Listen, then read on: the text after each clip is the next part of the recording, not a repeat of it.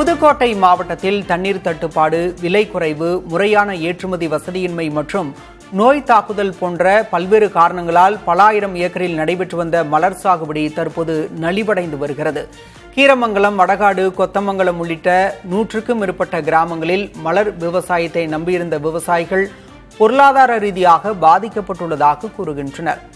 நறுமண தொழிற்சாலை அமைத்தல் போன்ற அரசின் உரிய திட்டங்கள் மற்றும் ஆதரவு கிடைத்தால் மட்டுமே தங்களது வாழ்வாதாரத்தை காப்பாற்ற முடியும் என அப்பகுதி விவசாயிகள் வலியுறுத்தியுள்ளனர்.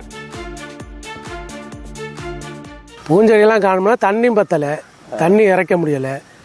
பூஞ்செடி வச்சாலும் அந்த அளவுக்கு தெளிவாக வரல, முன்ன மாதிரி ஒரு தெளிவாக வரல. அதனால தான் இப்படி கிடக்கு. தண்ணி நம்ம ஆளுகள்கிட்ட வாங்கி அதை இறைக்கிறோம்.